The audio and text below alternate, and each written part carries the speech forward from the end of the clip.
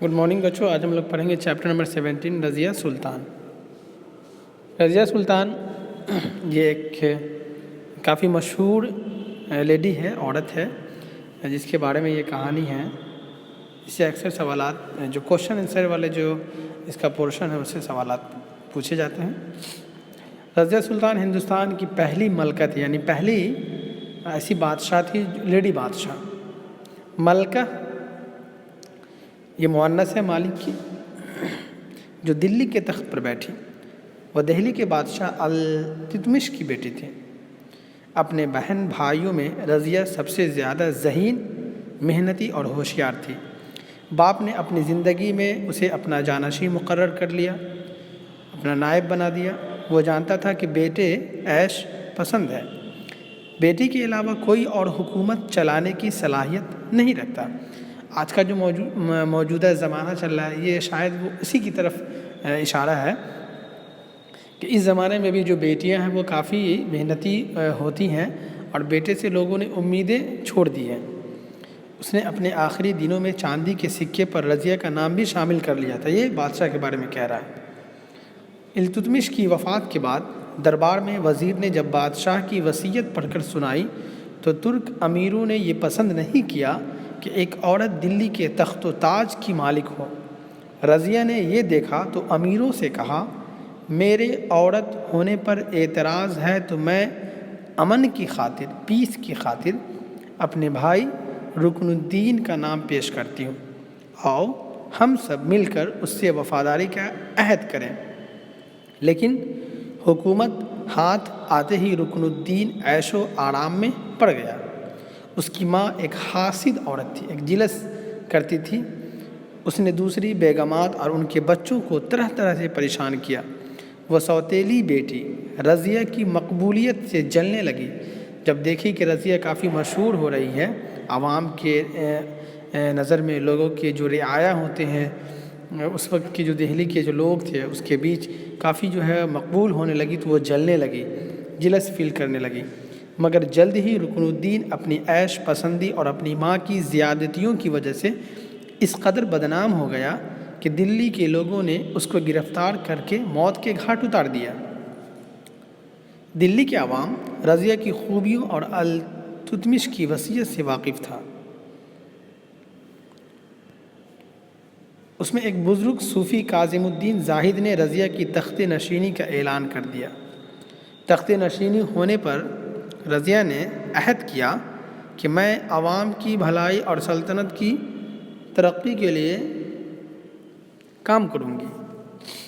मैं उस वक्त तक चैन से नहीं बैठूँगी जब तक ये साबित ना कर दूँ कि मैं मर्दों से कम नहीं।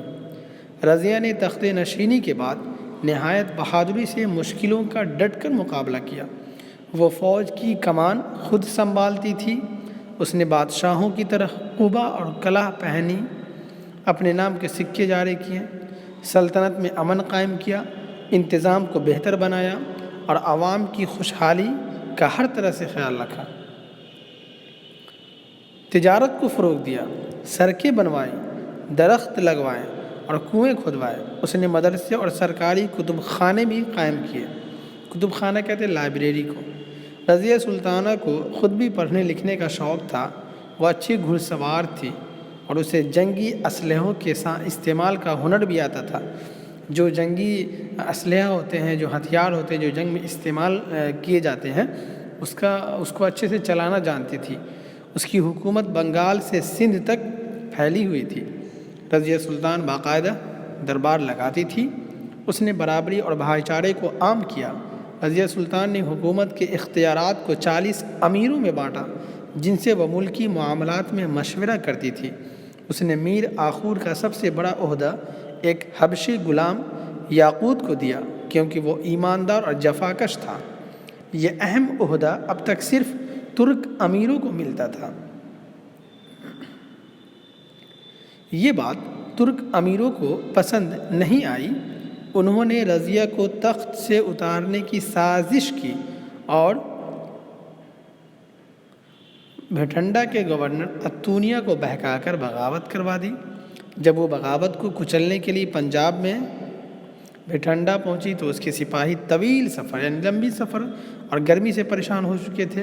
اگرچہ دونوں فوجوں میں زبردست مقابلہ ہوا مگر رضیہ کی فوج کو ہتھیار ڈالنے پڑے، وہ ہار گئی، وہ قید کر لی گئی۔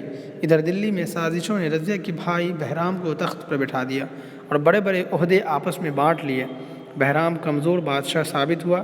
اتونیہ کو جب اپنی غلطی کا احساس ہوا تو اس نے رضیہ سے معافی مانگی اور اپنی وفاداری کا یقین دلایا، پھر دونوں کی شادی ہوئی۔ اب رضیہ اور اتونیہ نے دلی کا تخت واپس لینے کا ارادہ کیا۔ انہوں نے کچھ ترک امیروں اور راجپوتوں کی مدد سے دلی پر حملہ کیا۔ مخالف امیروں نے سوچا کہ رضیہ دلی میں بڑی مقبول ہے، اگر اس کی فوجیں یہاں پہنچ گئیں تو اس کے مددگار اٹھ کھڑے ہوں گے، اس لیے جنگ دلی سے دور ہونی چاہیے۔ چنانچہ بہرام کی فوج نے رضیہ کو راستے ہی میں روک دیا۔